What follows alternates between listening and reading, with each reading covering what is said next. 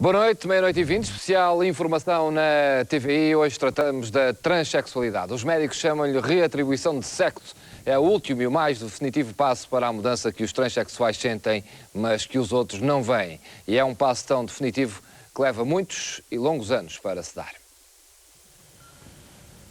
Dizem os transexuais que deram o passo definitivo que todo o processo é um autêntico calvário, especialmente chegar até lá. E em Portugal esse passo pode demorar muito tempo. O Sistema Nacional de Saúde tem consultas da especialidade disponíveis em vários serviços nos hospitais públicos. Durante pelo menos 2 anos, o candidato à mudança de sexo é seguido, avaliado.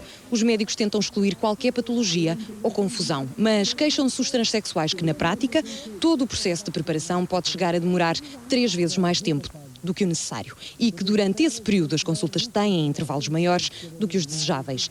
É ainda durante este processo que se inicia a terapêutica hormonal para o início da transformação gradual do corpo. No final da avaliação, a equipa de acompanhamento envia o processo para a Ordem dos Médicos, que dá um parecer para a cirurgia. Uma cirurgia que em Portugal é comparticipada a 100%, desde que todos estes trâmites estejam cumpridos. Mas as grandes mudanças não acabam na sala de operações. Depois disso há o processo jurídico para alteração de sexo no assento de nascimento, um processo menos complicado, mas igualmente moroso. Mas a este calvário segue-se um outro, é que as transformações físicas não apagam muitas vezes a crítica, a discriminação e um mundo à parte que os transexuais de todo o mundo lutam para dignificar.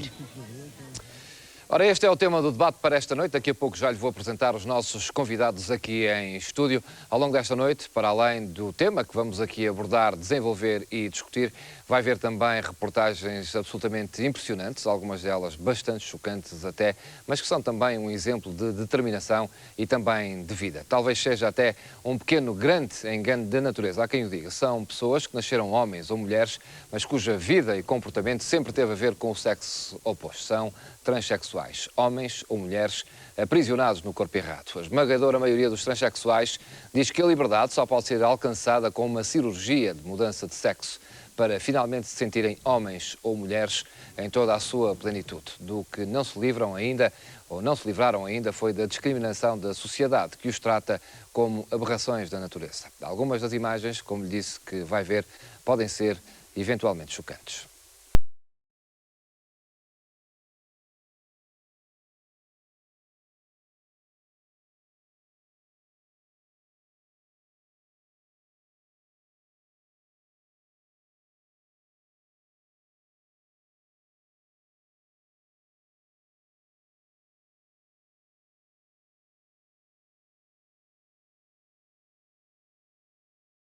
Cícero Romão da Silva. Cresceu na cidade de Diadema, em São Paulo. Desde pequeno que todos sabiam que alguma coisa estava errada com aquele rapazinho. Nunca me turmei com os meninos. E o pessoal ria, comentava, chamava de bichinha, essas coisas assim que... E como é a relação entre uma transexual e um homem?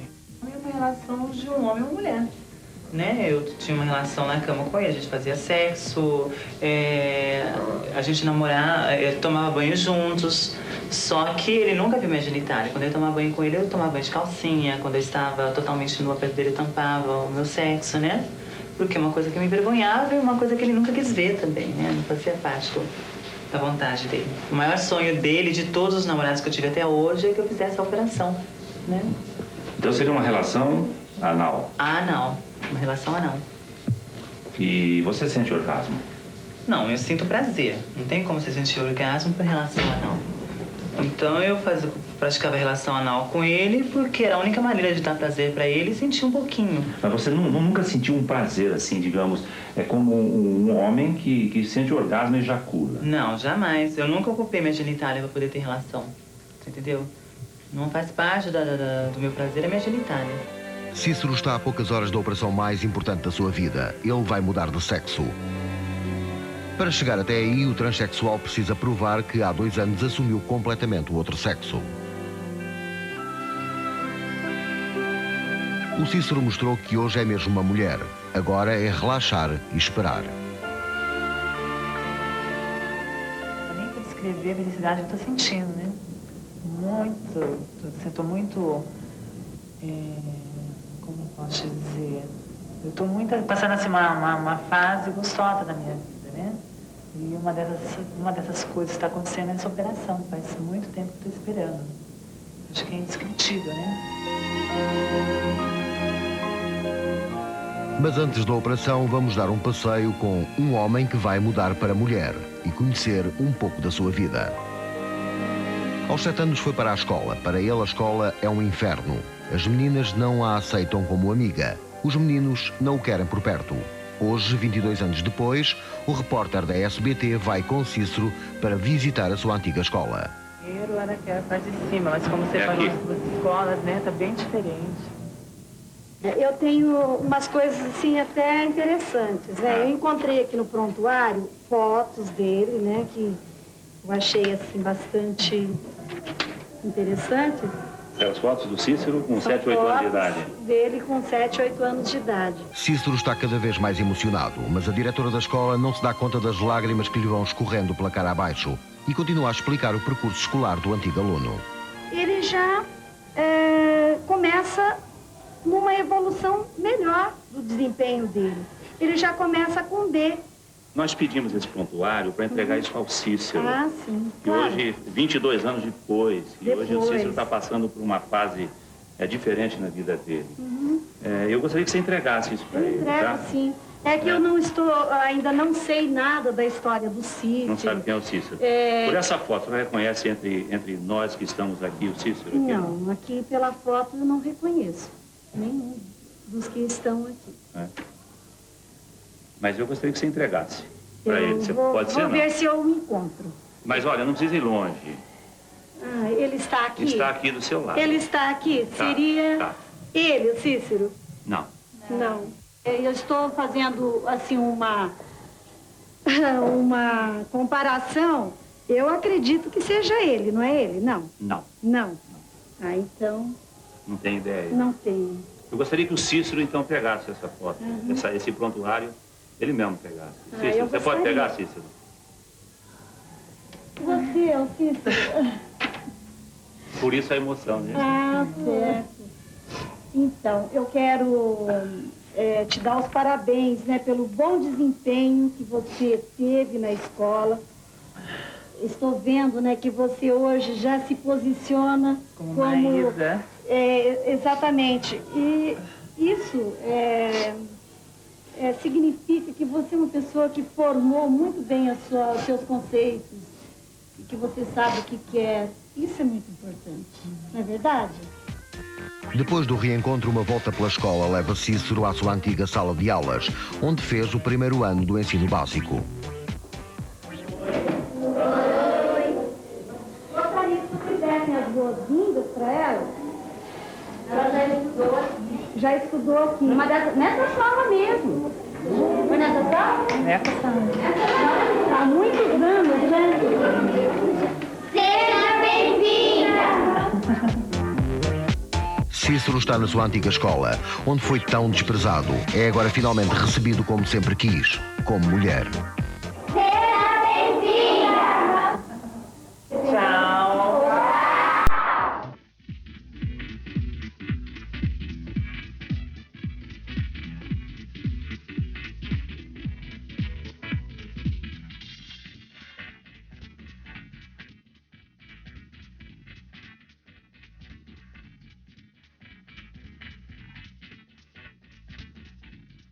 Cícero, 1,88 m de altura, o que se pode dizer uma mulheraça.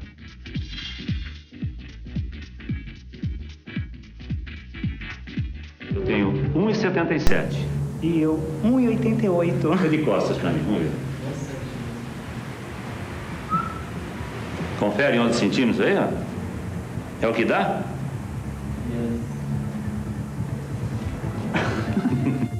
Olha pra mim, chato, fica quieto. Aí, olha pro lado, pro outro.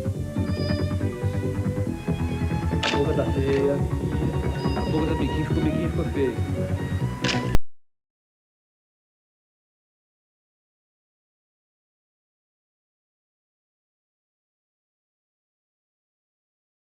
Coxas Isso daqui são minhas coxas. reais, sem nada. Nada. Você pode ver aqui, ó. A minha estrutura óssea já é feminina. Olha esse detalhe aqui, ó. Você tá vendo isso daqui, ó? É osso. Não é silicone, não é artifício nenhum. Posso? Pode tocar. Seu osso realmente. Você pode ver que não é enchimento nem nada. Você faz ginástica? Já fiz muita ginástica, atualmente não. Agora, atualmente, eu só estou mantendo meu peso, né? Você pode ver que minhas costas são... Deixa eu ver suas costas. Peraí, Mostra pra câmera, eu né? vou ter que tampar, então, que eu estou nua. Sim. Peraí.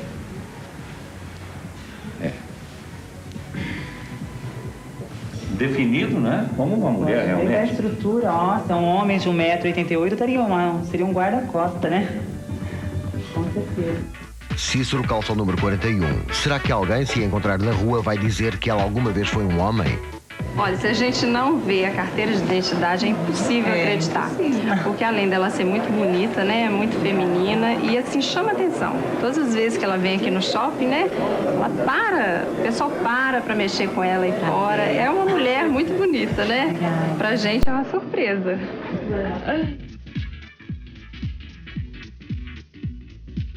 Com 16 anos de idade, Cícero saiu de casa e foi cuidar da vida. Hoje vive em Minas Gerais. Cícero tem mais um desejo, a de rever uma família que foi muito importante na sua vida. Cresceu demais. Eu conheço. Muito alto demais. E vem de novo a emoção. Cícero chora ao lembrar-se da sua verdadeira mãe. Minha mãe, não, acho que ela tá, eu sei que ela tá feliz, viu? Foi mal, tá com sua mãe preta aqui, não foi mal.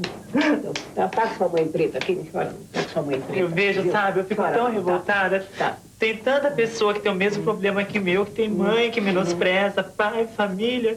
E minha mãe, que era uma pessoa que não tinha cultura, tinha tudo pra fazer isso comigo, nunca me abandonou. Nunca abandonou.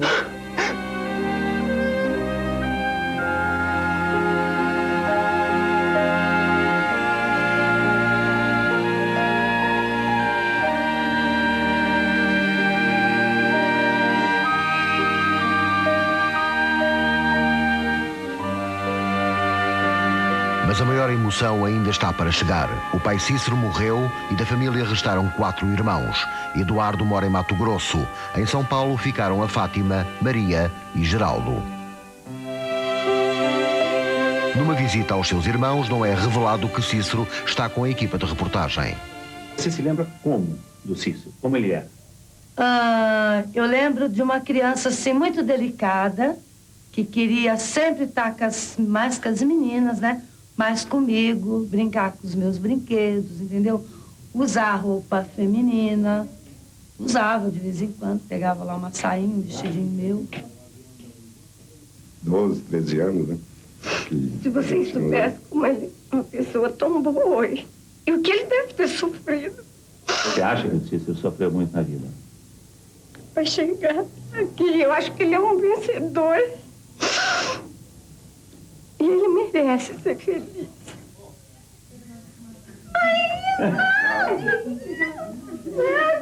Saudade.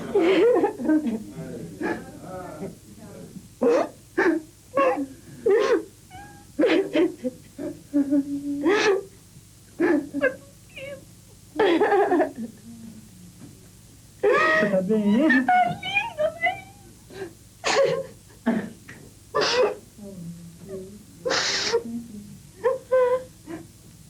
Que bom vê-la.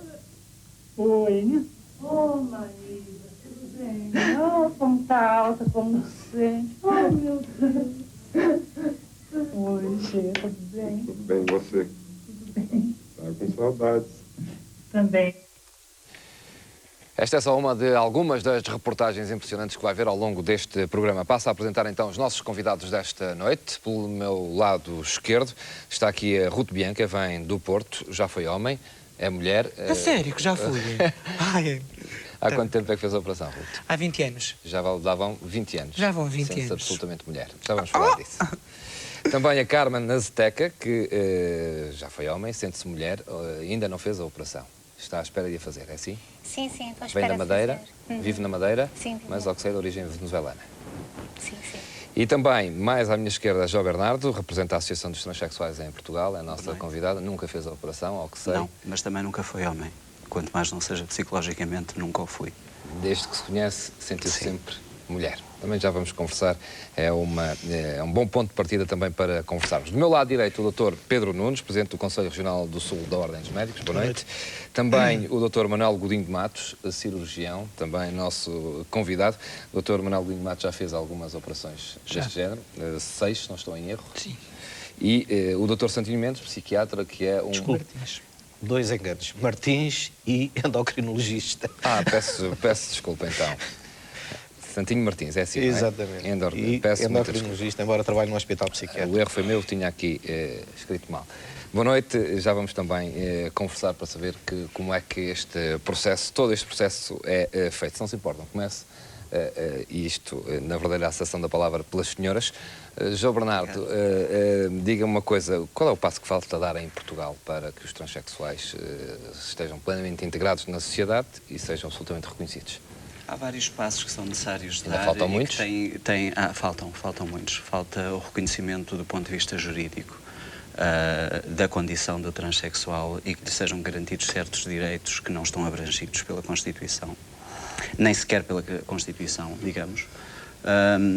Falta, sobretudo, uma compreensão por parte dos técnicos que têm que lidar com estas pessoas, no sentido de sensibilizá-los para o estado já por si demasiado sensível em que eles estão e que merecem uma atenção especial.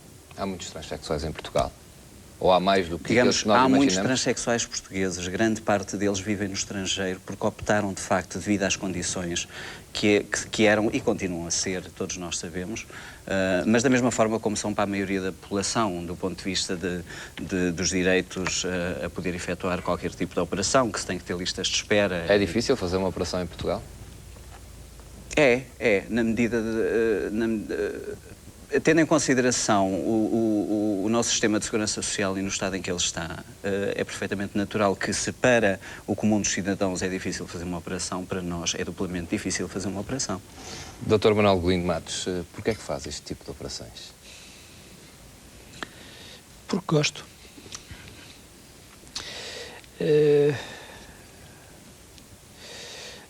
Sou cirurgião plástico. Desculpe, estou a cometer algum erro. É o único em Portugal que faz?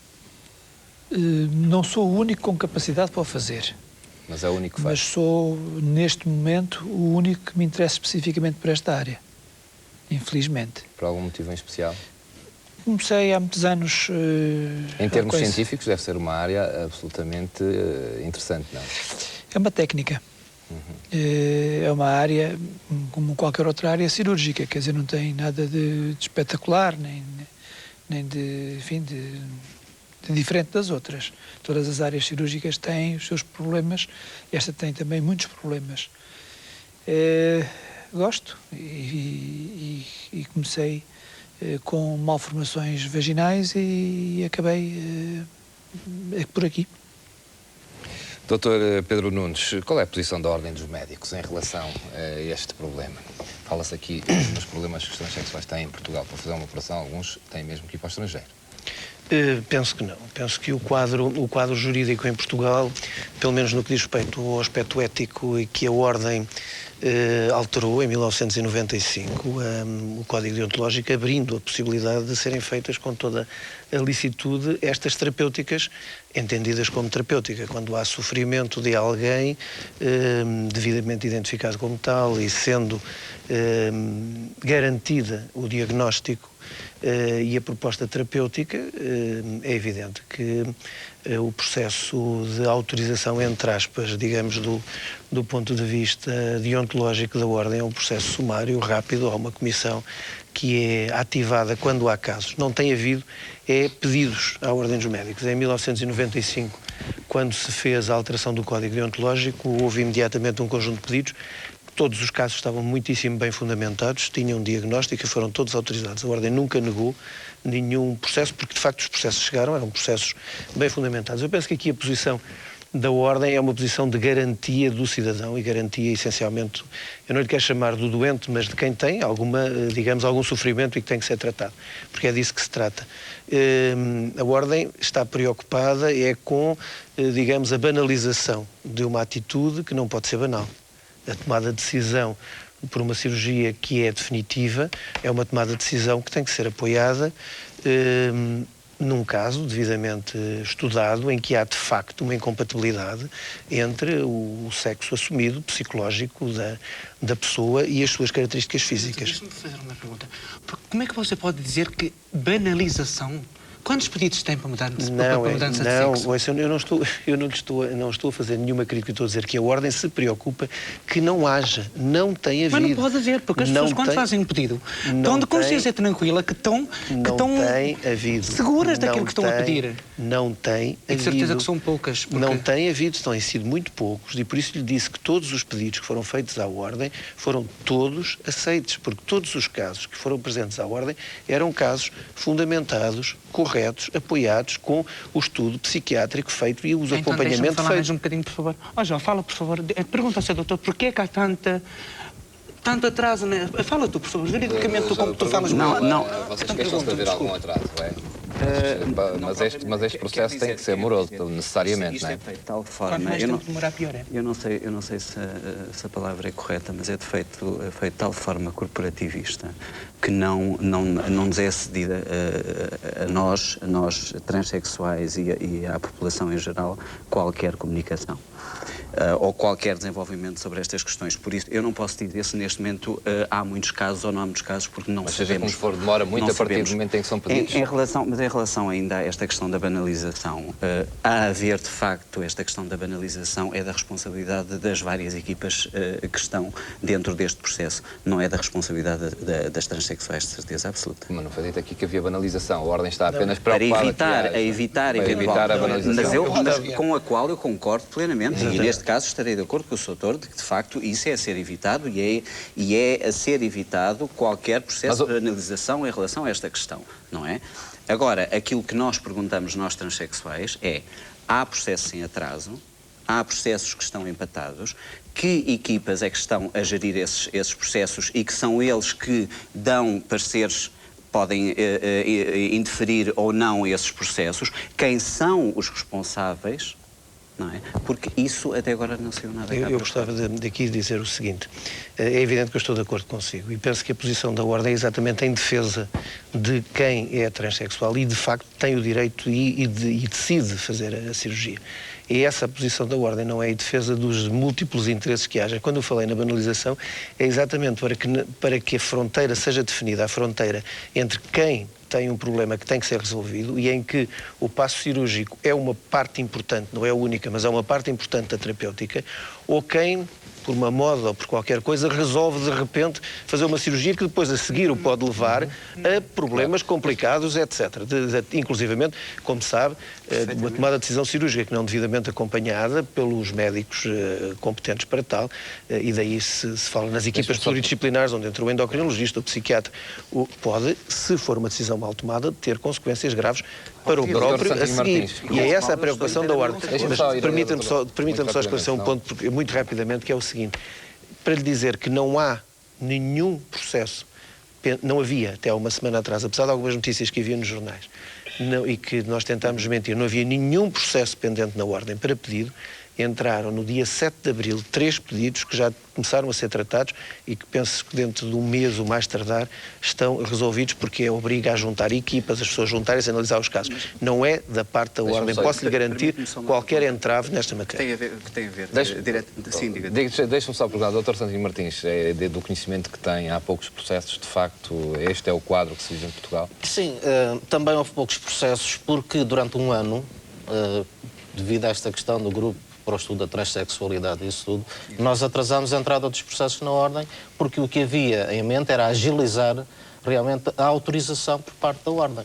E como havia essa ideia de uma agilização por parte da Ordem, nós retivemos alguns processos esperando que o assunto se resolvesse. O assunto realmente não se resolveu a contente da tal agilização. E nessa altura já não podíamos estar... A ideia era criar uma comissão que decidisse? Essa comissão, digamos que existe, foi uma comissão que se formou de uma maneira informal, não para dar autorizações, mas verdadeiramente para nós somos, digamos, é mais um clube de amigos, se quiser, que está em relação com os transexuais, portanto era uma coisa perfeitamente informal. Simplesmente a comissão que existia que era a chamada Comissão Ad Hoc, que foi a comissão que pediu realmente à Ordem e que fomentou todo este processo para ser autorizada a cirurgia, ela extinguiu-se no momento em que foi dada a autorização. Portanto, é uma comissão que funcionou até agora, não é? Mas que, na realidade, não tinha razão de estar a funcionar. Havia mais processos do que aquele que se fala aqui. Permita-me que eu esclareça. O Sr. provavelmente não conhecerá totalmente por dentro do processo na Ordem. A comissão que propôs à Ordem e que fez um trabalho meritório, eu na altura estava como vogal do Conselho Regional e acompanhei todo este processo, daí estar perfeitamente à vontade para lhe falar sobre isto. Essa comissão, que eu tenho aqui a Constituição, se quiser, que lhe diga que eram professores e depois havia um conjunto de pessoas ligadas especificamente à sexologia clínica. Essa comissão propôs a alteração. Só que fosse mais breve, está bem? Então, sim, senhor. E essa comissão fez os pareceres para as primeiras autorizações. E, numa determinada altura, que foi dita à Ordem que seria mais fácil se um grupo de pessoas ligadas à questão da transexualidade fossem elas a fazer o parecer. Mas nessa altura, o grupo já existia. Pois, nós na altura, repare, nós na altura não tínhamos processo nenhum pendente e, portanto, não ficámos contra a ideia, ficou de ser estudada a ideia, mas também, como não tínhamos processo nenhum pendente, também não tinha uma necessidade imediata de agir. Mas naquilo que me disse, deixe-me dizer o seguinte: a Ordem tem alguma preocupação e algum medo dos grupos de amigos, porque a Ordem não se esquece que é uma autoridade nacional e, como tal, tem que velar e tem responsabilidades particulares de velar pela saúde das pessoas todas em geral. E, portanto, apesar de ser importante as pessoas ligadas à transexualidade estarem envolvidas nisto, a Ordem terá sempre de garantir um processo isento de um grupo de pessoas e de uma comissão acima de qualquer atitude pró ou contra a partida. Muito rapidamente.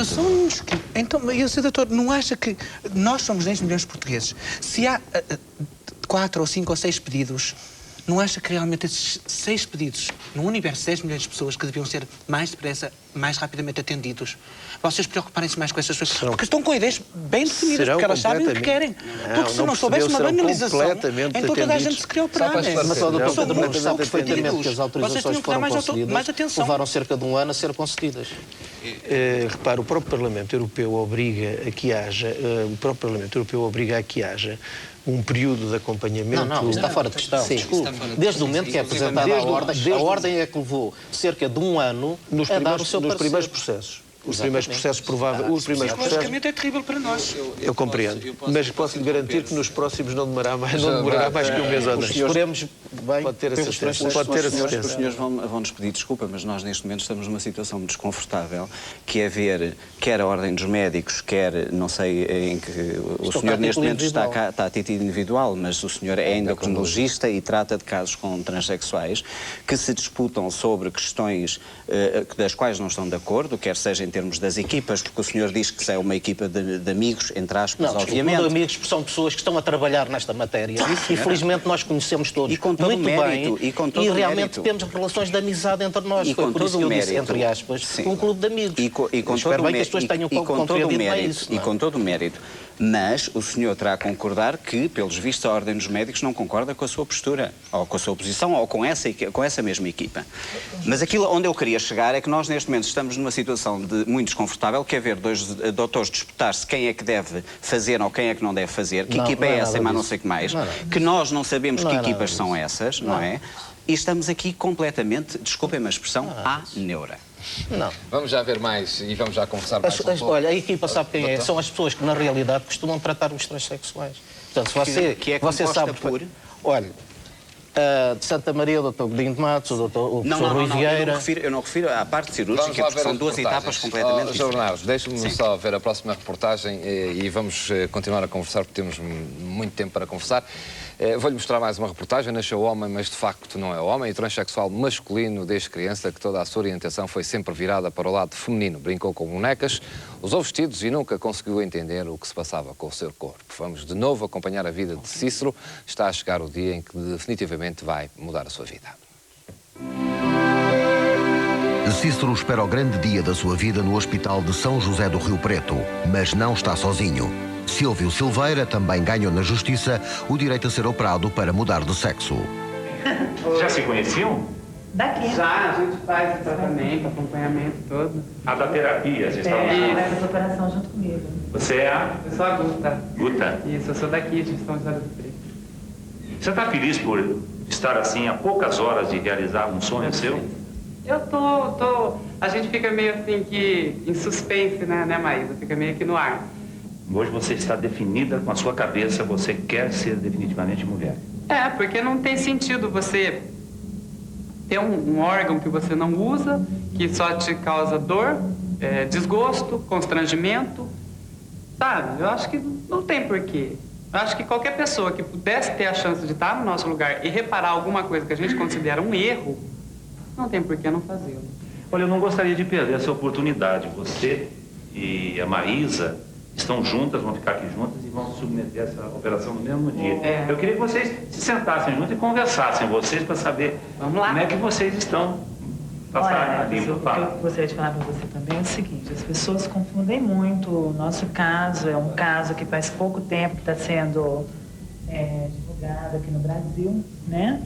Que é sobre transexuais. As pessoas já ouviram falar muito sobre homossexuais, hermafroditas, travestis.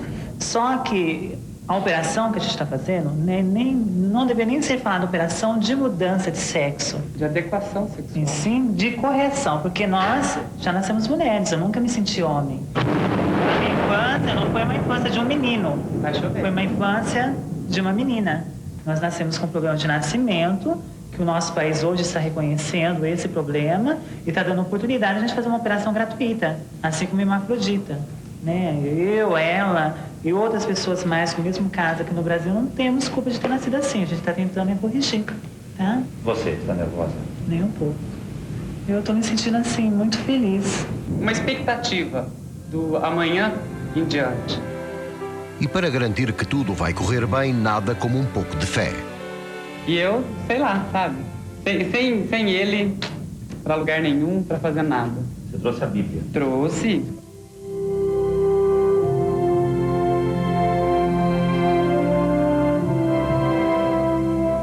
Venceremos.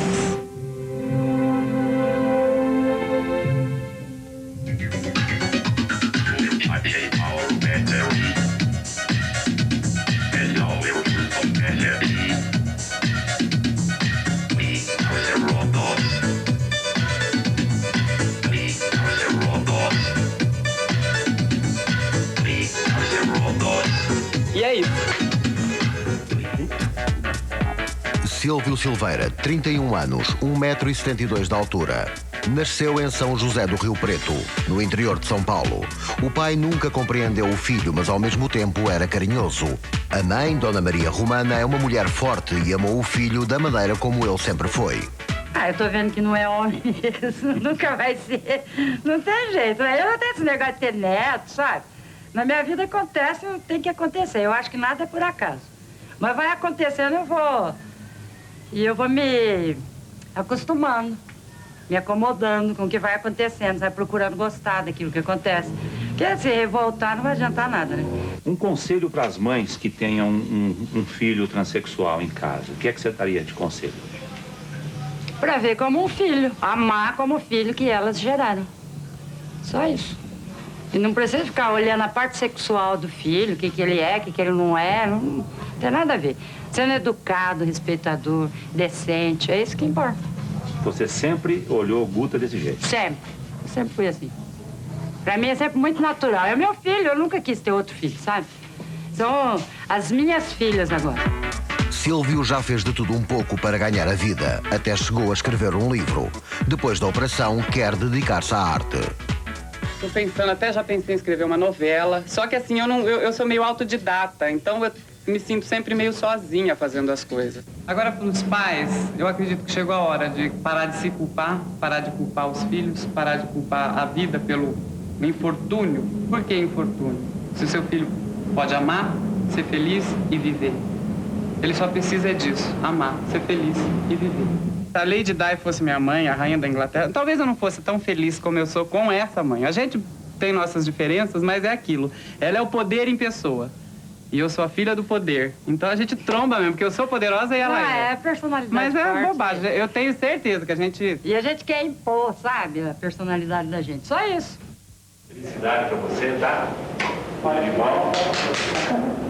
Pode ser amanhã, Deus. Torço para vocês, tá bom? Tchau, felicidade. Obrigado. Muito obrigado. Torço para vocês, tá bom? Obrigado. Obrigado a vocês, viu? Tchau, gente. Ruth Bianca, fala-me um pouco do seu percurso. Reviu-se nesta reportagem? Nada. Então, Não. foi diferente disto, o seu percurso? Não é que seja diferente. Eu não gosto de ver estas coisas. Eu acho que isso não tem nada a ver com nós.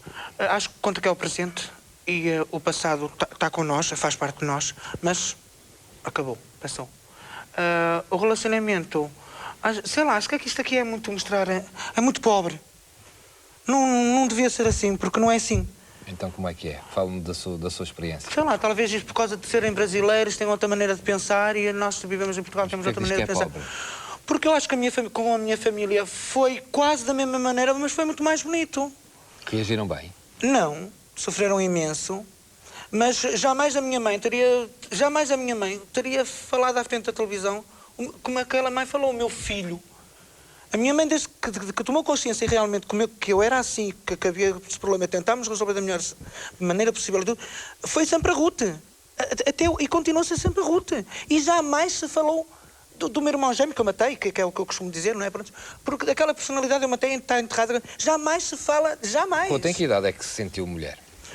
Desde que eu tenho a consciência de mim, que eu me sentia diferente, calma aí, diferente. Que sinais? Diferente, porque eu não sabia se era mulher, se era homem, se era o que era. Claro. Pronto.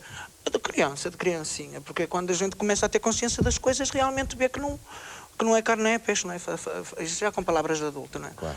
Pô, desde criancinha a gente vai... E quando é que decide fazer a operação? Quando decidi...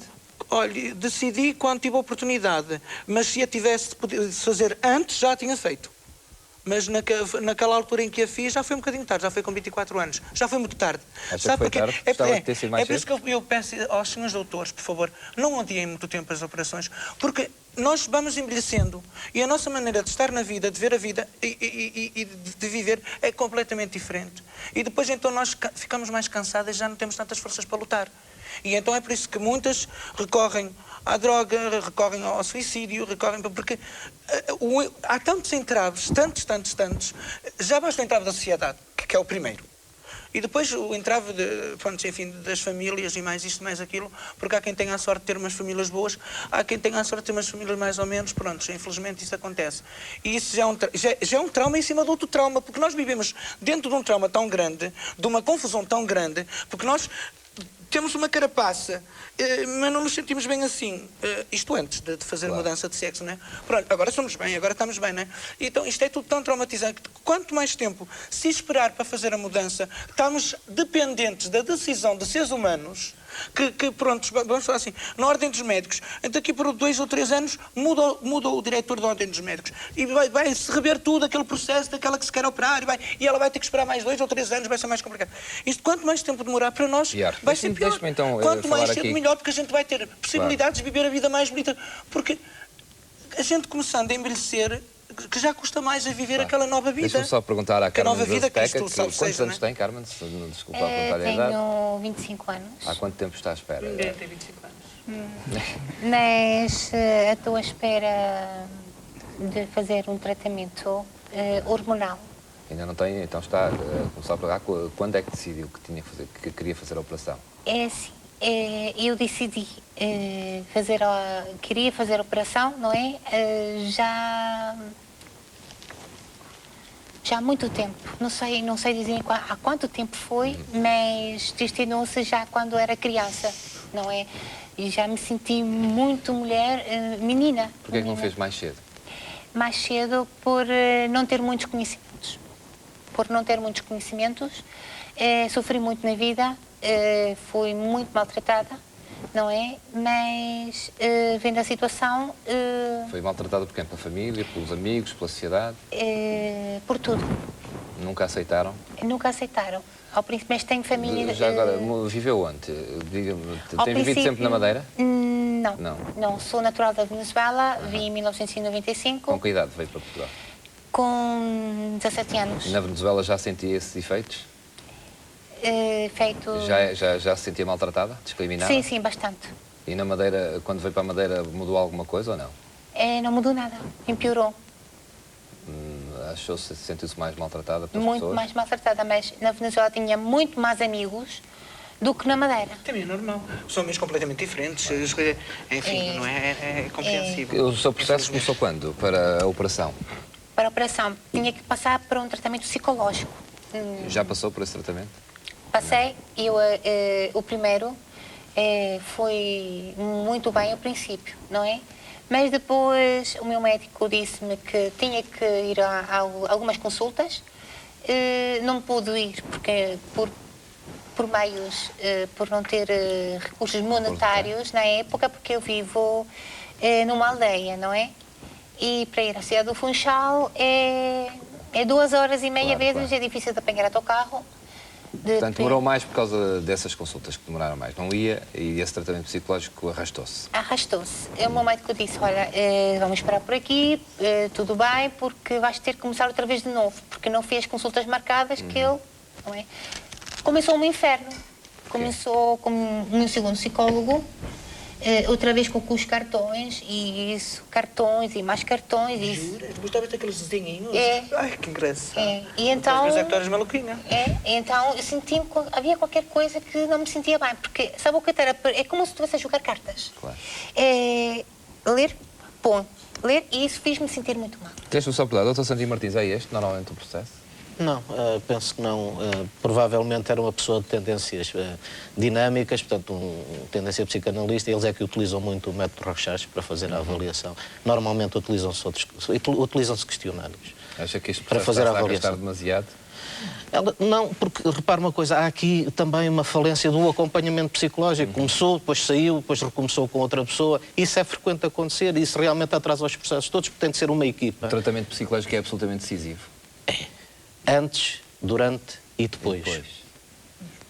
Isso é uma coisa que às vezes os transexuais não compreendem e fogem Pelo contrário, peço-lhe imensa desculpa. Compreendem e concordam, desde o momento que seja feito devidamente. Compreendem e concordam. O que é que quer dizer o devidamente? Devidamente quer dizer que as consultas não devem ser feitas só trimestralmente, que as pessoas deviam ser acompanhadas com mais frequência.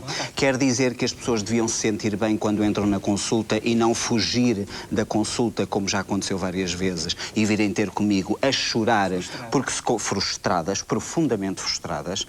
Quer dizer que não lhes foi dada a devida informação, como muitas chegam ao pé de mim e perguntam-me o que é que eu hei de fazer, e eu tenho que lhes perguntar e o que é que o teu psicólogo e o teu psiquiatra disse. Ele não me diz nada. Eu pergunto-lhe e não me dizem nada.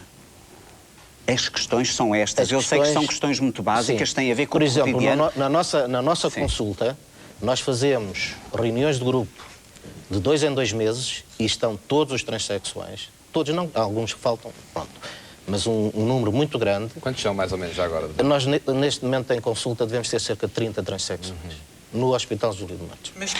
Posso fazer uma pergunta? Sim. Posso fazer uma pergunta? Com Acha certeza. que, tendo em consideração, sobretudo, a particularidade da Carmen viver na Madeira, que existem condições, mesmo da parte de vista dos psiquiatras, que eles tenham conhecimentos sobre esta matéria para lidar com esta matéria? Conhecimentos terão. Não têm, talvez, é a prática, não é? E não é por acaso, e você sabe isso perfeitamente, que neste momento estão a se centrar apenas em 2 ou 3 locais, realmente o tratamento dos transexuais. Isto não é nada transcendente, como qualquer questão da medicina, mas, portanto, é preciso realmente, um cirurgião tem, como se costuma dizer, tem que ter a mão, não é? Tem que fazer muitas operações para elas serem bem feitas. Mas o Sr. Doutor tem a mão. Pode deitar à frente porque tem a mão. Não, mas por isso é que o Dr. Godinho Matos está a fazer a cirurgia a quase todos os transexuais, não é? Por isso é que ele faz, porque é uma pessoa que é reconhecida e vai tendo também a sua prática. Portanto, é preciso ter alguma prática no tratamento de algumas doenças para que esse tratamento seja eficaz. É que a minha pergunta, desculpe interrompê-lo, Dr. Santinho, a minha pergunta tem a ver com o seguinte: apesar das várias insistências feitas junto das equipas para que essa pessoa viesse para uma consulta especializada, quer fosse em Lisboa, quer fosse ao Porto, porque é que este processo se arrasta ad eternum numa cidade como a Madeira? Uma cidade como a cidade de Funchal. Ninguém aqui nesta mesa lhe pode responder. Não, mas compreende a nossa angústia. Neste caso não é a nossa, é a angústia da Carmen, que apesar de tanta insistência, que ela continua a ser... empurrada e empatada, se é que se pode chamar assim, neste vai e vem de psiquiatras, psicólogos, que não lhe seja dada a formação e que não lhe seja dada, sobretudo, é uma coisa que me impressiona muito, é os clínicos não obrigarem, entre aspas, as pessoas a terem verdadeira consciência sobre os seus problemas. João Bernardo, sem querer estar a fazer a defesa, obviamente, não. Sim. No Funchal, na Madeira, haverá competentes especialistas para esta matéria. Provavelmente não conhecemos aqui o processo todo. Obviamente. Não temos aqui as pessoas que estão com este obviamente.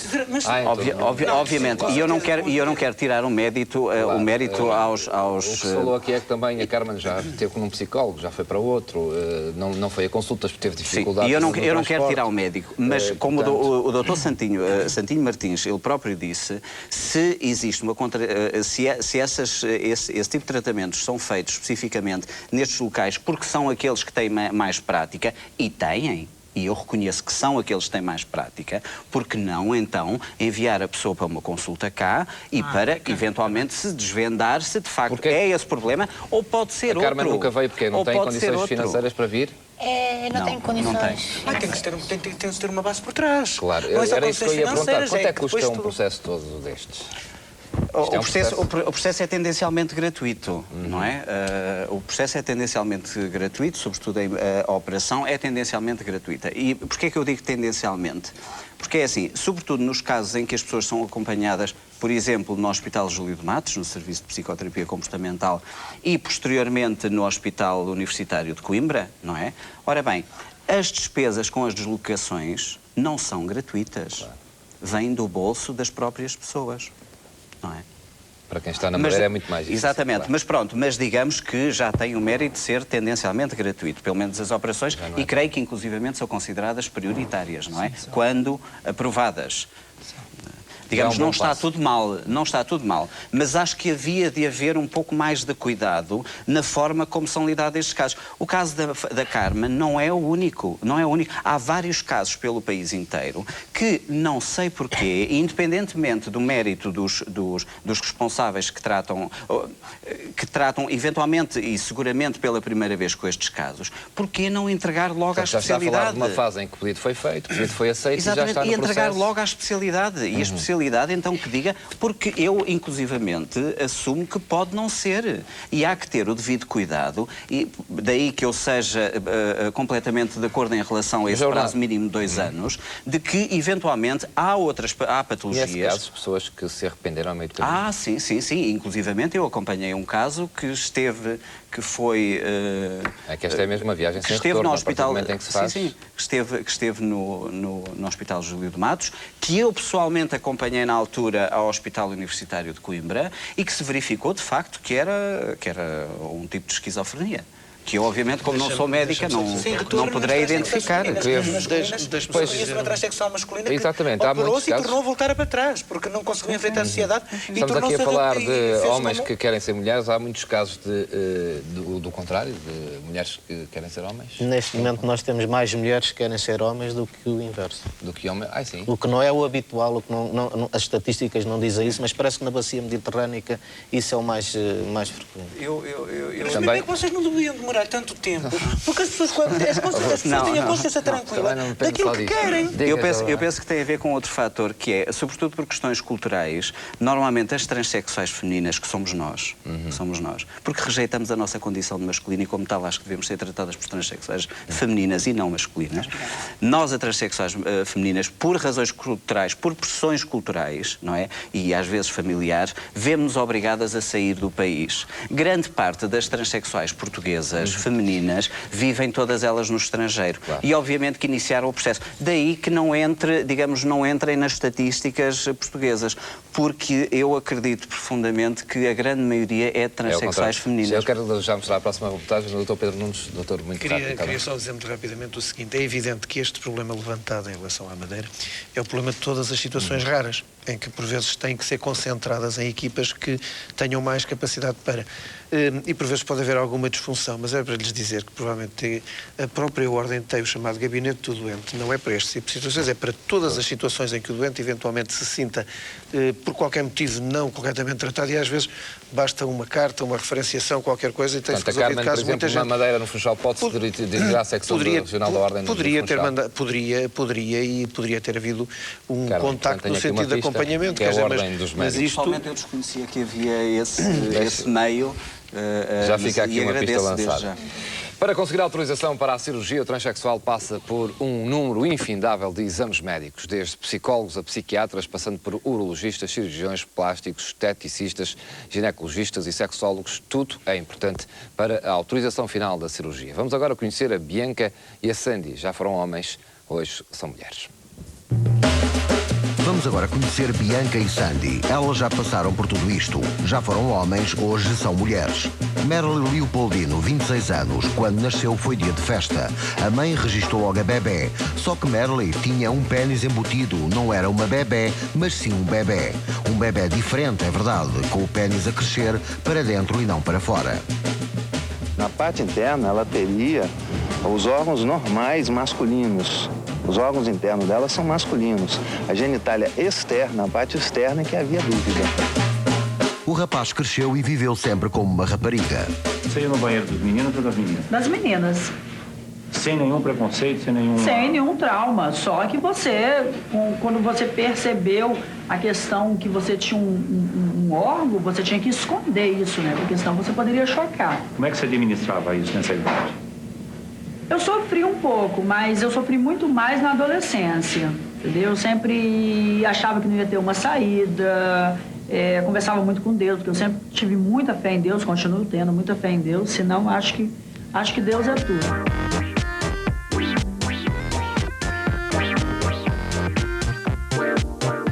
Ao fim de vários anos, Merle conseguiu finalmente ganhar na justiça o direito de ser operado para mudar de sexo. A cirurgia foi feita no Hospital Universitário em Vitória do Espírito Santo. O que você pensou naquele momento que você estava consciente após a operação? Acordou mesmo. Qual foi o seu primeiro pensamento? Que bom, já passou e eu não senti nada. Estava feliz? Super bem. Hoje, passados alguns meses, como você está? Em relação à cirurgia, muito feliz. Isso me facilitou muito mais, entendeu? Hoje, porque às vezes a gente tem essas crises que você se sente um nada, ninguém, mas é essa questão do capitalismo. Hoje Merle é Merle de verdade, mas é um nome artístico. Sandy é o seu verdadeiro nome. Agora quer ser atriz e modelo. Por enquanto, Merle, ou Sandy, como quiserem, trabalha como relações públicas na prefeitura da cidade de Vitória do Espírito Santo. A Sandy sempre foi uma mulher. Inclusive no meu trabalho, né, aqui no meu trabalho, as pessoas ficavam falando assim, depois que ela operou, saiu no jornal, sabe? Mas não, você nunca me disse que a Sandy, sabe, a Sandy foi operada. Eu falei, gente, eu não disse porque isso pra mim é uma neutralidade, pra mim a Sandy sempre foi uma menina, uma mulher. Alguns amigos nunca desconfiaram que Merle era um transexual. Fiquei surpresa quando eu vi o jornal. É tão nítida a feminilidade de Sandy que hoje eu procuro características masculinas em Sandy e não acho. É outra coisa mais estranha. Você pode procurar. A Sandy não tem pelinhos.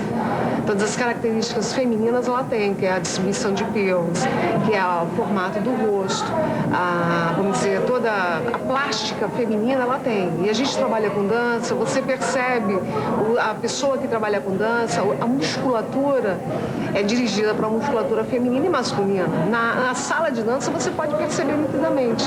Portanto, para mim, é surpresa o fato de Sandy estar envolvida com um assunto desse, um assunto pessoal, que eu acho que deve ter mexido muito com a vida pessoal dela. A grande satisfação da minha vida é saber que hoje eu sou igual às outras pessoas. Não sou menor nem maior, mas sim igual. O que você mais quer ser? Feliz. A opção não se trata propriamente de uma escolha, foi simplesmente a natureza que os fez nascer assim. A história de Edilson Magro é a história de uma luta de muitos anos para conseguir mudar de sexo. Edilson, hoje Bianca, conseguiu autorização para fazer a tão desejada cirurgia e finalmente transforma-se naquilo que sempre quis ser desde criança, ser mulher.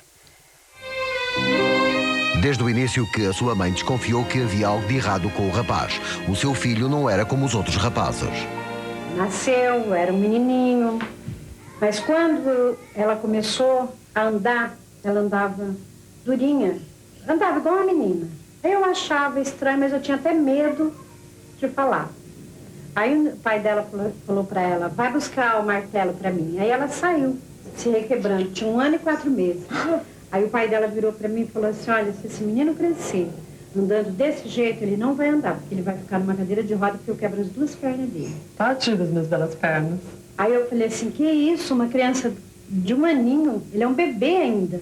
Não, mas bebê já anda igual homem, e esse daí não tem nada de homem. Eu falei, não, ele é homem sim. O pai morreu e Dona Cecília, por falta de dinheiro, deixou Edilson com os avós. Ele cresceu e sempre sonhou ser uma rapariga de verdade.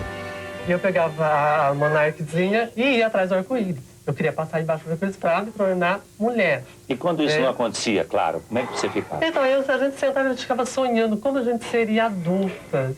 Né? Quando a gente fosse adulta, mulher, que a gente iria fazer uma cirurgia que nos transformaria em princesa. Fantasia de criança para adolescente. Isso eu tinha 12 anos. Quando a mãe veio visitar o seu filho, levou um grande susto.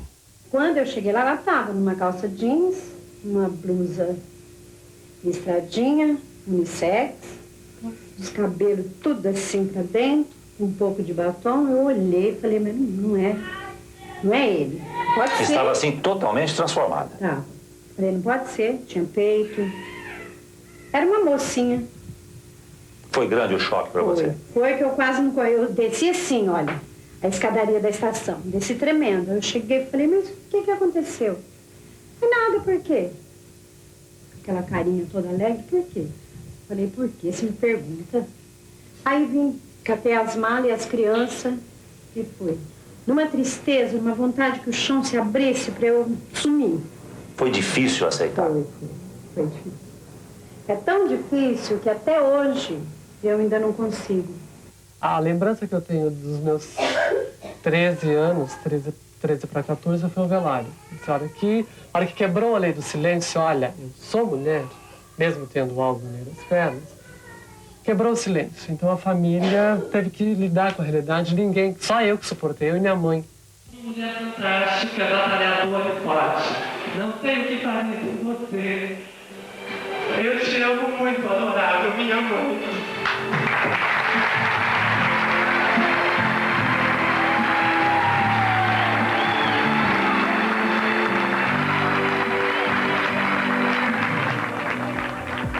Formado em contabilidade, Edilson, que hoje mudou o nome para Bianca, faz parte de um grupo de apoio a transexuais.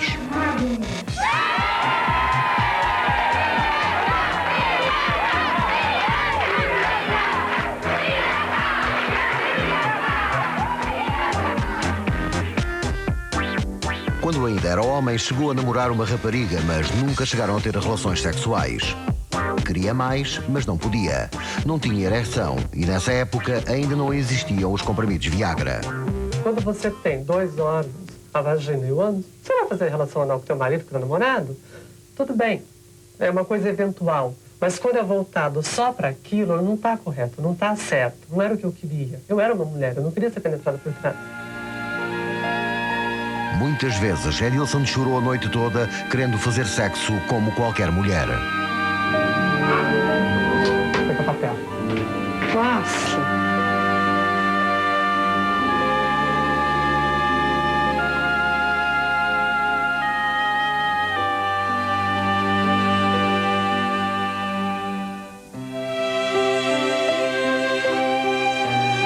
Mas agora, Edilson vive uma nova vida. A vida de Bianca, a vida de mulher. Hoje eu tô inteira comigo. Eu gosto de mim, tô me sentindo loiruda, poderosa, gostosa, tô bem, tô feliz, tô realizada. Ruth, esta reportagem parece que a viu com mais atenção. Estava aqui emocionado a ver esta reportagem. Esta já gostei mais. Reviu-se nesta? Esta já. Quando? Não me revi nela também. Não, que ela é acabou, completamente diferente de mim. Também não gostei nada, mas pronto. Já me revi mais. Quando acabou a sua operação também fez a mesma coisa, disse o mesmo, sou mulher? Eu já era mulher? Já? Já. Só que tinha ali qualquer coisa a mais que precisava de... Enfim, não me estava a fazer jeito nenhum. Não, isto é assim. É uma coisa complicada demais, que eu já não quero falar. Já não quero falar sobre isso. Faça-me outra pergunta, por favor. Não quer explicar, então? Diga-me outra O que é pergunta. que disse que era complicado demais? Porque eu estava a pensar outras coisas. Naquilo que ela falou das namoradas e daquela estupidez que o apresentador disse de dizer que já não havia Viagra. Acho que isso é terrível. Para esta reportagem se fica muito mal colocado aqui. Mas pronto. E depois tratarem-na como homem e depois a mulher. Isto é uma confusão. Isto é uma confusão que faz confusão na cabeça das pessoas. Isto está mal feito. Desculpem lá, mas isto está muito mal feito. Porque vai criar mais bichinhos na cabeça das pessoas. Porque falam em homem, falam em... Ali põe ex-homem e mais isto. Se já estão a dizer que é uma transexual, que ela está balta, então não tem que estar a dizer que está-me Cícero e mais isto, mais aquilo. Não, diziam sempre o nome dela e continuavam a tratá-la. Que perceber bem. Mas faz confusão, porque nós somos portugueses, nós ainda estamos aqui com duas... nós estamos com duas talas aqui, porque isto tem que se compreender. Há uma distinção muito grande entre pessoas cultas e pessoas incultas. E pronto, olha, este programa, a esta hora, não vai ajudar em nada. Ajuda sempre. Desculpe, não ajuda em nada. Este programa tinha que ser visto mais cedo para abranger um tipo maior de pessoas, que são as pessoas pobres de espírito de cultura, para ficarem mais bem informadas, para saberem o que é. Porque a esta hora... O povo, que era o que precisava de ser mais informado, a esta hora não está a dormir porque precisa de ir trabalhar. E essas pessoas precisam de saber, precisam ter conhecimento dos nossos problemas, das nossas frustrações. E continuam-nos a ver como aberrações. Não é verdade isso. E o Norte não é verdade. Tão bem representado aqui com os dois. Não, mas eu adoro... Ruth, mas repare só uma coisa. Sabe que isto também é um tipo de programa e que envolve reportagens que não podem ser passadas a horas. Já vi coisas piores em horários novos, pelo amor de Deus. Já vi pedaços de cortes espalhados. Sobretudo uma reportagem que vai ver daqui a pouco, e este é um tema que as pessoas que querem ver estão a ver com toda a certeza. João Bernardo, diga-me. Desculpe, deixe-me só interromper.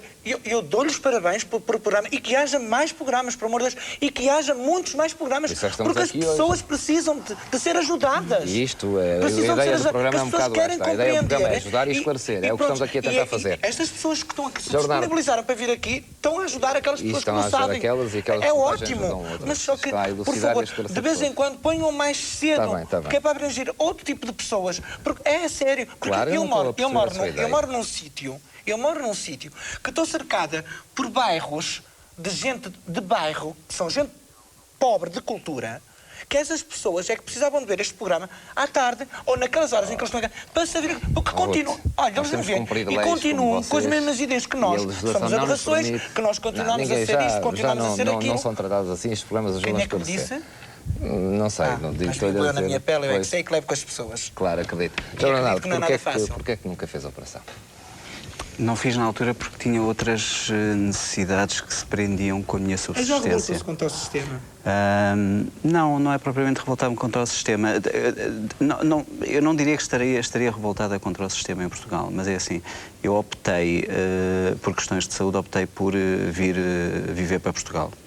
Até à altura não tinha conseguido, por razões puramente económicas, eu vivi em vários países da Europa, e por razões económicas na altura não pude fazer a operação, porque era mesmo uma questão de subsistência. E quando vim para Portugal deparei-me de facto com uma situação complicada em relação às transexuais. Eu já estou a falar de alguns anos atrás, estou a falar de há 10 anos atrás, e depois por questões de saúde vi-me numa situação em que não poderia mesmo operar mais.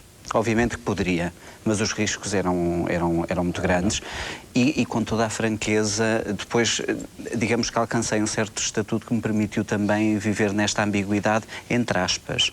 Eu gostava de acrescentar uma coisa em relação àquilo que disse a Ruth Bianca, que é assim, eu compreendo que haja uma necessidade de identificar os géneros, mas esses géneros nunca existiram. Esses géneros existem eventualmente na mente dos outros, daqueles que nos são alheios. Em nós, a questão de género nunca existiu, nunca foi confusa. O género foi sempre no feminino. Mas nós vamos de arrasto com a confusão das pessoas. Percebe aquilo que eu quero dizer? Claro. Eu compreendo que haja esta necessidade de se dizer um homem que foi mulher. Nós nunca fomos homens.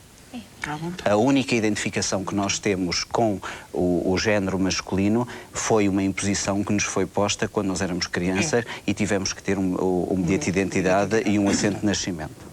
E essa é a única situação em que nós poderíamos considerar que estivemos do outro lado. Não é? Aliás, que meus pais não têm culpa. Mas é bom que as pessoas percebam que, uma vez transexual, sempre se foi, não é aquela ideia de hoje acordei, olhei-me ao espelho e hoje achei que já não era homem, que passei a ser mulher. Não, isso esteve sempre interiorizado. Se depois temos consciência, se não temos consciência, se nascemos e morremos sendo transexuais, mas pelas razões mais variadas, sejam elas culturais, psicológicas, sociais, que não nos permitam a nós desenvolvermos enquanto indivíduos, isso acontece connosco como acontece com a maior parte da sociedade. Sim. Sente algum desgosto profundo por não ter feito a operação ou ultrapassou isso facilmente? Eu não chamaria desgosto. Obviamente que eu sentiria mais realizada, não mais feliz, porque acho que a questão da felicidade pode vir por outro lado. Mas sentir-me-ia mais realizada, seguramente. Dr. Manuel Godinho de Matos, aplica a técnica, faz a operação, mas fala com os doentes normalmente antes de fazer a operação? Falo com os doentes. Ou o processo já vem de tal ordem, estudado por psiquiatras, psicólogos, que chega às suas mãos é só fazer a operação? O Godinho de Matos, desculpem-me interromper, o Godinho de Matos tem um dom, que é o de saber falar às massas, que nem todos têm. A posição do cirurgião perante estes doentes não é de uma vez só. Quer dizer, o cirurgião acompanha o processo. Portanto, o doente começa a ser ligado estudado. eternamente este tipo de Sim, normalmente ficamos amigos. O doente começa o seu processo junto ao psiquiatra. Depois começa com o tratamento hormonal. Normalmente o doente, quando vem, a primeira coisa que quer é integrar-se na sociedade, e para isso precisa de um par de mamas, precisa de meia dúzia de coisas que facilitem a sua integração. A primeira coisa que lhe tem que explicar é que só depois do tratamento hormonal é que se delineou um sulco submamário, e nessa altura é mais fácil colocar as mamas no sítio certo, para que não fiquem fora do sítio. Portanto, tudo isso tem que ser conversado, tem que ser explicado. E só depois de vir a autorização da Ordem dos Médicos é que nessa altura se faz a intervenção final de mudança de sexo, que no caso de homem para mulher, depois é relativamente fácil de resolver, porque em 5 horas todo o processo está resolvido. É mais fácil a técnica do homem para mulher. Não tem qualquer comparação. Numa intervenção só, de um homem transforma-se numa mulher, enquanto que fazer de uma mulher um homem são pelo menos 4, 5 intervenções. Dr. Godinho Matos, deixe-me fazer só colocar uma questão do foro pessoal e responda, obviamente, se quiser. Diga. Se puder, alguma vez se arrependeu ao meio do caminho? Ou antes de fazer a operação, sentiu que não devia fazer? Não, nunca. Eu tenho absoluta confiança na decisão do que os meus colegas tomaram. E, portanto, quer dizer, eu preciso de a ter, preciso de ter seguido o caso, e quando vem a ordem, quer dizer, tudo está, quer dizer, não... E aconselhou alguma vez a algum dos seus doentes a não o fazer? Sim. Das conversas que teve? Sim. Aconselhei vários doentes. Aconselhei em que circunstâncias? Que havia dúvidas que... Eu estou-me neste momento a lembrar de um caso que se arrasta há mais de 20 anos já. Que já foi à Inglaterra e que foi levado por um médico português à Inglaterra, que os ingleses acharam que se devia mudar, e eu continuo a achar que não, e os psiquiatras portugueses continuam na dúvida, e eu por várias vezes tenho dito ao doente que não era mau ele pensar de outra maneira. Porque essa mesma viagem sem retorno? Com certeza. A partir do momento que faz? Está feito. Na Ruth Bianca alguma vez se arrependeu? Eu? De quê? Por amor de Deus.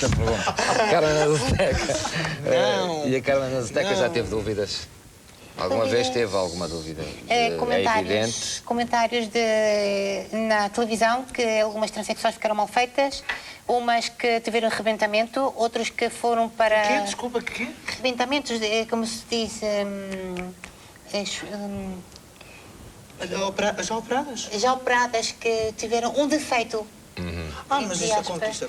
Sim, que ficaram todas com muito defeito, às vezes com muita dor. Carmen já muitas vezes se deitou a pensar que era melhor não fazer? Não, eu digo, eu vou esperar que a ciência avance mais um pouco para...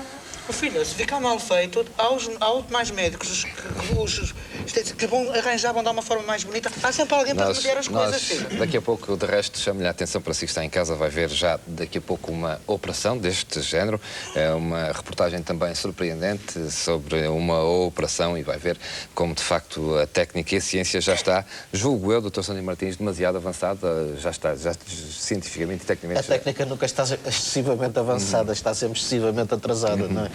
Nós temos sempre esperança que realmente com o decorrer do tempo apareçam novas técnicas, neste caso novas técnicas cirúrgicas, inclusivamente também, enfim, penso que na parte hormonal poder-se-á fazer mais qualquer coisa sem lesão, porque o grande problema também do acompanhamento hormonal ou da terapêutica hormonal é que às vezes não se podem dar, às vezes não, nunca se podem dar doses excessivas porque isso tem consequências, não é? E portanto temos de ter muito cuidado com... Desculpe-me interrompê-lo, mas gravíssimos, de facto. Claro, e portanto temos de ter muito cuidado com isso e fazer um acompanhamento. Provavelmente haverá amanhã substâncias sintéticas em que dê realmente os caracteres sexuais secundários apareçam sem problemas de lesões hepáticas, fundamentalmente lesões hepáticas, mas há outras lesões também que têm de ser muito cuidadas. Posso só corroborar o que diz o Dr. Santinho Martins, que é assim, se eu hoje em dia, em parte, não posso fazer a operação, é porque tive que submeter-me, tive que ser, automediquei-me durante, ao longo de tantos anos, cheguei a um estado de saúde tão debilitado que neste momento seria demasiado grave fazer a operação. Isto envolve questões como o fígado e outros órgãos, e de facto apelo às pessoas para não se automedicarem indiscriminadamente. E recorram aos especialistas. Estou-me a lembrar de uma situação de um dos primeiros doentes que ainda não está resolvido, que resolveu o problema do desenvolvimento mamário pelo álcool.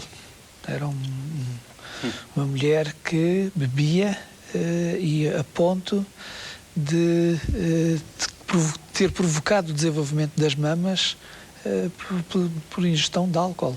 Neste caso era um homem. Era um transexual feminino. Eu creio que nós ainda não concordamos bem. Nasce mulher, não é? Sim, quer dizer, Bom, era se ela já estava num fisicamente processo um de homem. transformação, então era um transexual masculino.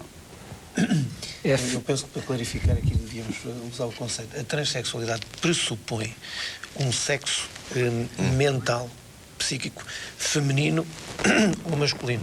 Porque senão estamos a falar de outras coisas. A transexualidade pressupõe uma identidade feminina num corpo com características externas masculinas. Mas pressupõe essa identidade feminina. Aquilo que disse ainda há pouco é verdade, porque fora disso, porque é um dos pontos importantes, é o diagnóstico dessa identidade para se poder ultrapassar o conflito ético da lesão, digamos, de saudável e de órgão saudável para o outro ponto, que é tratar uma situação. Deixe-me só mostrar a próxima reportagem. Finalmente, o sonho de anos foi realizado. A rapariga que um dia nasceu homem já pode agora assumir na plenitude toda a sua sexualidade. Coisas tão difíceis no passado e hoje tão simples como tirar a roupa e mostrar-se como uma verdadeira mulher. Veja. Silvio tem agora novas histórias sexuais para contar. Esse moço com esse trem duro virado pro meu lado. Você quer fazer o favor de sentar e baixar esse treco? É o boom. Eu sei que esse é o boom, eu vou dar um boom. O Dr. Carlos mandou eu inaugurar a cirurgia, eu não tô podendo ver essas coisas. Você pós-operatório, como é que tá se sentindo? Bom, eu tô me sentindo ótima, sabe? Até eu costumo dizer que não parece que passei pelo hospital para fazer a cirurgia, parece que já nasci desse jeito. Você tá bem? Ótimo. Você já testou a sensibilidade sua? Já, mas veja bem como. Eu tenho que fazer os curativos, né? Tava fazendo curativos, agora não mais. Então, você tem que estar tocando na genitália. Eu tava usando um molde, ele não é muito grande, chega a ser quase do tamanho de um absorvente íntimo. Mas assim, é mais fino e tudo. Com esse contato, você percebe que tem a sensibilidade, tem tudo perfeito. Quando você olha a estética daquilo que ficou em você hoje, mulher, você acha que ficou perfeito, gosta, ficou bonito? Olha, não só por terem me dito, tá? Que ficou muito mais bonito do que muitas que já viram, né? Mas eu gosto, eu particularmente, quando eu olho, quando eu vejo, eu acho muito, mas muito interessante. Muito ficou bonito. definitivamente bom para você. Perfeita, ficou linda. E hoje, como é o ato de ir ao banheiro? Normal. Antigamente eu já ia ao banheiro, a diferença, falando assim bem abertamente, é que terminando eu balançava. Agora não, eu seco com papel e depois passo uma água, entendeu? Você tinha o hábito de ir ao banheiro e sentar-se no vaso para fazer o xixi? Sentada desde criança. Minha mãe conta quando eu tinha 1 ano e meio, todo mundo ganhou piniquinho, porque eu tenho uma leva de tias e tios que tem quase tudo a mesma idade. Todo mundo ganhou piniquinho. Os menininhos tudo fizeram xixi de pé. A bonitinha que foi lá e sentou no piniquinho para fazer xixi. Em algum momento você, depois dessa operação, pensou assim, meu Deus, estou arrependida? Não. Eu pensei, graças a Deus, aconteceu, realmente mudou para melhor, como eu imaginava. Eu não sei, Hércules, é uma coisa assim, encantada, sabe? Você sabe que você nasceu para voar e não tem asa. Alguém vem e coloca asas em você, não tem como se arrepender de voar. Maísa está a preparar uma videobiografia. Ela quer contar a sua história, quer contar tudo porque passou até chegar aos dias de hoje, ou seja, a mudança de Cícero para Maísa. Eu pretendo casar, adotar uma criança, ter uma vida normal de qualquer outra mulher. Você já testou a sua sensibilidade agora? Já testei. Você sente sensação de prazer? Na região, a operação em si, a cirurgia em si a região tem uma sensibilidade muito grande. Tá? Eu não posso ter relação ainda, né? Eu vou poder ter relação daqui a algum tempo, né? Mas, assim, eu faço já dilatação do canal e você tem uma extrema sensibilidade. Eu tenho um clítoris que funciona como um clítoris de uma mulher. Quando você fala, faço dilatação do canal, como é que você faz isso? Olha, estou fazendo, a gente tem que fazer com o molde, né? Ou com consolo, como se fala, né? Aquele que normalmente se compra num sex no shop. Sex shopping, né? Não é que a operação fecha, o canal da vagina não se fecha, mas a técnica é muito moderna. Então a gente enfia os dedos, faz uma fisioterapiazinha e coloca o molde, deixa algum tempo, né? Só nesses primeiros 6 meses, né? Depois eu vou ter uma vida normal e sexualmente ativa como qualquer outra mulher. Isso daí eu tô despreocupadíssima. Quando foi que você teve a primeira sensação de prazer, assim, que você sentiu que você realmente estava sensível? Olha, de que forma eu foi? Fiquei assustada até. Eu estava com muita dor no hospital e fazia uns 10 dias que eu estava operada e comecei a ter um sonho. Sonhei que eu estava tendo relação com uma pessoa e comecei a sentir toda aquela contração de orgasmo e acordei assustada.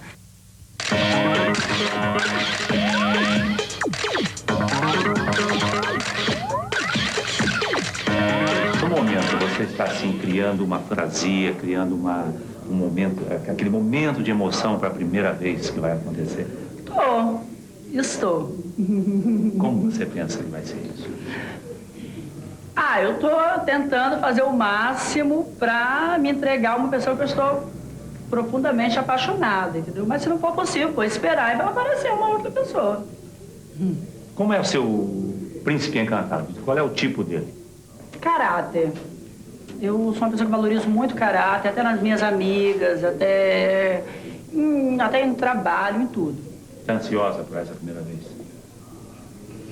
Estou porque eu estou apaixonada, mas até então não estava.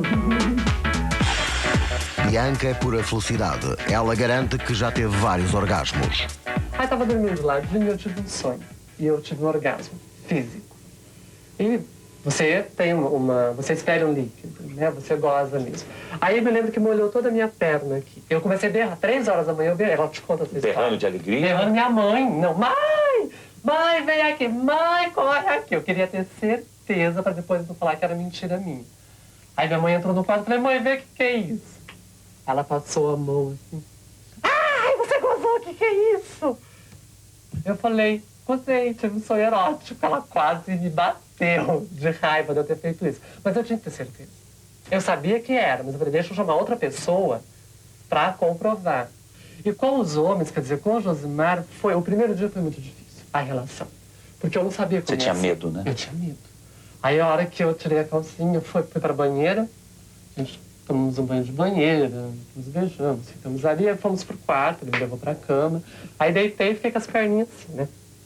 Você nunca contou nada pra ele? Não.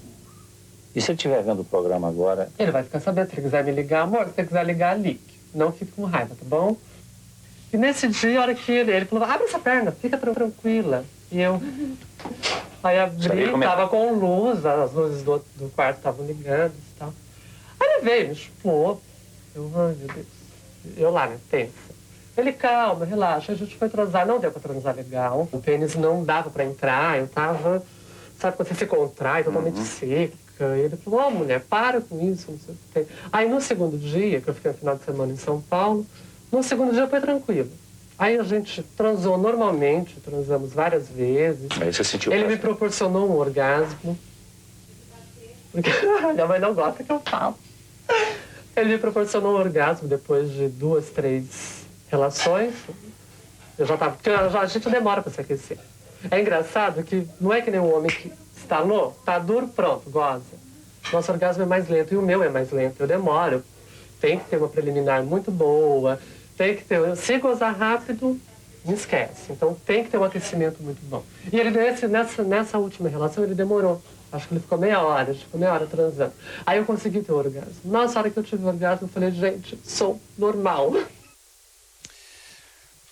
João Bernardo, estava a ver esta reportagem, há pouco vi ter algumas dúvidas em relação a algumas coisas que estavam aqui a ser ditas. Isto não é exatamente assim?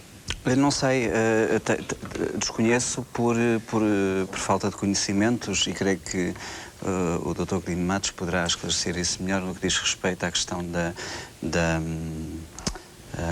do orgasmo. Eu tenho algumas dúvidas, mas tenho algumas dúvidas não por... Não porque eu já te disse para não teres. Está bem, mas tenho dúvidas por ignorância. Porque não a tens, querida. Exatamente, exatamente. E a Ruth? Olha, isto é assim. Dói imenso. Dói para chuchu. Mas ao fim do mês já estava a ter relações. Porque já... Depois da operação? Claro. Porque já estava a sentir os piquinhos, já estava a sentir falta de qualquer coisa. E eu mesmo com as dores, eu fui mais cedo que ao previsto. Eu quis experimentar como é que era. E vou-lhe confessar uma coisa, que eu nunca disse isto. Eu, durante os meus primeiros 3 anos de operada, eu tive um orgasmo por ano, nos primeiros 3 anos de operado. Nunca contei isto a ninguém, assim, de público em geral. Tive um orgasmo nos 3 primeiros anos da operado. Cada ano? Tive, infelizmente. Porque ainda não me tinha contado a mim própria. Porque vim para Portugal e então fez-me tudo uma confusão tão grande. Fui viver para o sítio onde morava e aquilo foi terrível para mim, pronto, enfim. E impediu-me que eu me libertasse. E pronto, esteticamente a minha vagina estava mal feita. A verdade é uma, pronto. Quando eu fiz a estética e que realmente que eu tive mais segurança e que já estava mais familiarizada com tudo, já estava cá em Portugal, já estava familiarizada com... Então, aí que eu já me libertei mais, aí foi um corre-corre. Porque aí eu ia à procura do orgasmo. Eu ia mesmo à procura do orgasmo, porque isto depois é tudo um conhecimento.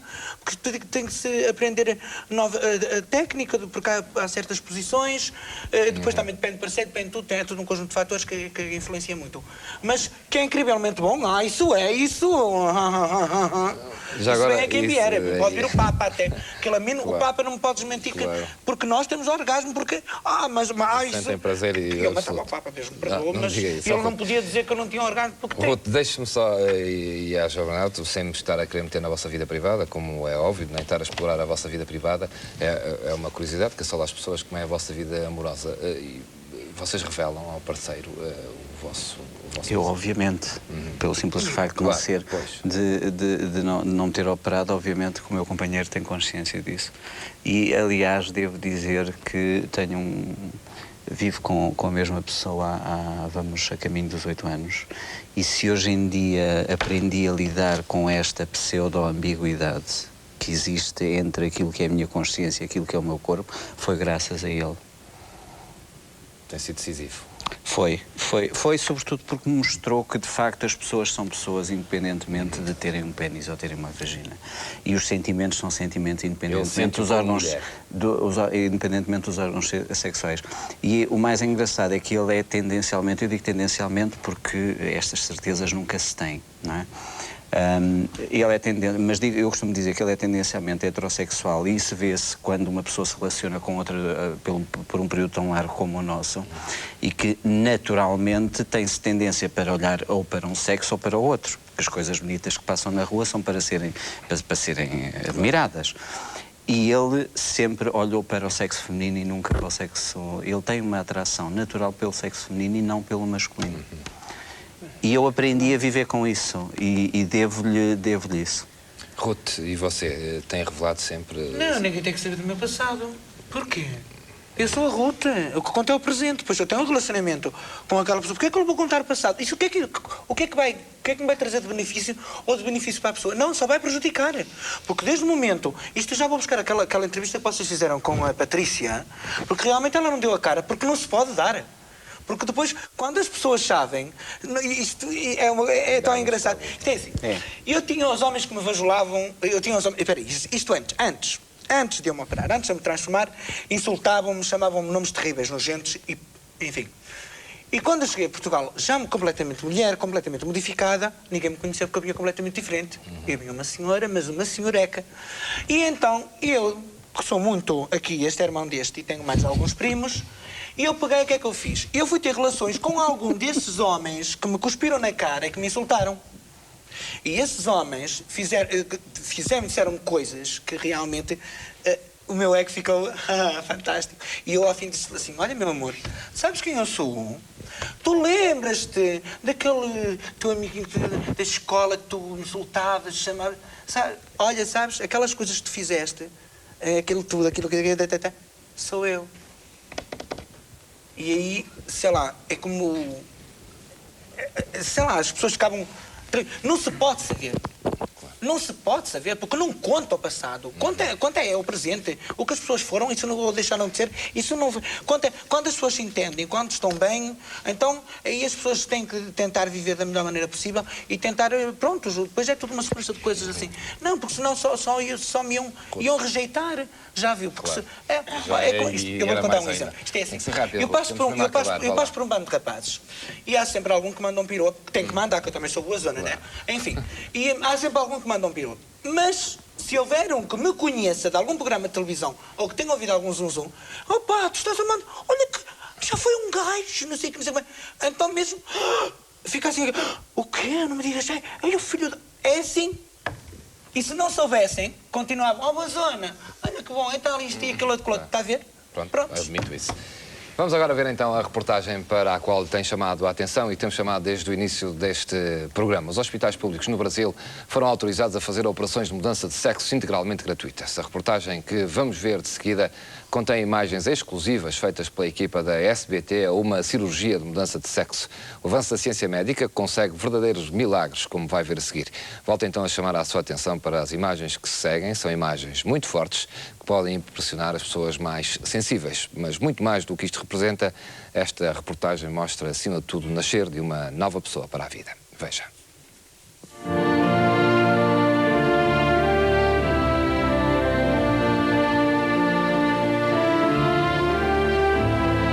A operação consiste em construir o canal da vagina usando a pele do lado de fora do pênis. A cabeça é aproveitada e vai tornar-se no colo do útero, no fundo da vagina. É o que, segundo os médicos, vai proporcionar o orgasmo. Nada é retirado, só os testículos é que não são aproveitados. Não irá haver produção de hormonas masculinas. A técnica usada no Brasil é uma adaptação de outras feitas em várias partes do mundo. Para os leigos, milagre. Como transformar uma coisa numa outra tão diferente? No Brasil, há cerca de 8.500 transexuais que estão à espera de ser operados. Vamos ver agora como a medicina é capaz de moldar um clitóris onde antes havia um pênis. O canal por onde saiu os espermatozoides é usado para formar o clitóris. Veja agora a profundidade do canal da vagina.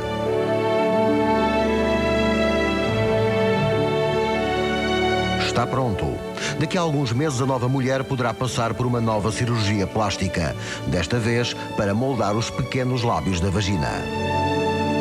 Tudo terminado? Não, nem tudo. Agora as novas mulheres vão enfrentar mais um problema jurídico, a mudança do nome no bilhete de identidade, mas isso agora pouco importa, pois o pior já passou.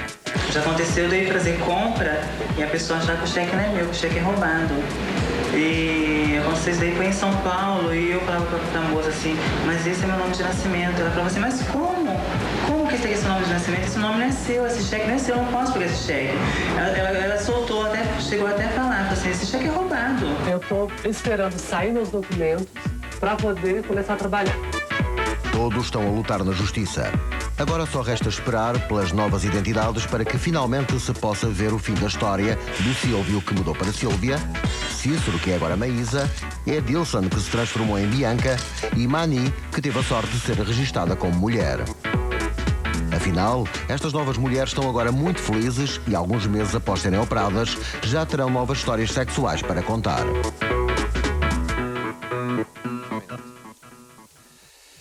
Uma reportagem impressionante. Dr. Manuel Godinho de Matos, são imagens muito familiares. Este é um avanço importante na ciência. Eu deduzo que o doutor já não fica impressionado com isto, obviamente. Não. Pois, quer dizer, em Portugal eu não tenho usado esta técnica propriamente. Tenho usado a técnica de um jugoslavo, o professor Sava Perovic, que por acaso é cirurgião, urologista pediátrico. De facto, a glande serve para duas coisas. Serve para dar a parte superior dá ao clitóris, porque fica enervado com o feixe vascular nervoso, com a mesma sensibilidade que tinha anteriormente, e a parte inferior vai dar, de facto, o colo do útero. O calibre da vagina é aumentado, porque, quer dizer, se fosse só o tamanho da pele do pénis, seria um pénis contra outro pénis. Aqui nós aumentamos-lhe o calibre à custa da uretra, e que é aberta longitudinalmente, portanto fica com mais calibre, e com a vantagem de ter a umidade que lhe é dada pelas glândulas uretrais. A uretra é aberta praticamente até à sua origem, o que faz com que quando o indivíduo ejacular, porque as glândulas seminais são mantidas, as vesículas seminais, portanto ele ejacula à entrada da vagina e portanto serve de lubrificante. Os corpos cavernosos são removidos e têm que ser removidos o mais atrás possível, de maneira a que quando entra em ereção, porque ele continua a ter ereção, na mesma, como as mulheres, não é? E como os homens, e portanto não dificulte a penetração do pénis dentro da vagina. Eu doutor, penso que sim. Só para terminar, e sem querer que responda pelos outros, porquê é que não há mais médicos a fazer este tipo de cirurgia? Não lhe sei explicar. Eu penso que é preciso já um certo grau de diferenciação nas mãos para fazer esta intervenção de separar as várias peças completamente de um pénis e fazer este tipo de intervenções. Portanto, é uma coisa que são intervenções, digamos que da maioridade de um cirurgião. E depois, é uma intervenção que do ponto de vista técnico, como lhe disse, leva 4, 5 horas, não é muito sangrativa. Em 4, 5 horas operam-se 2 doentes e, portanto, quer dizer, do ponto de vista económico também não interessa fazer estas intervenções. Portanto, penso que não há aliciantes para fazer isto.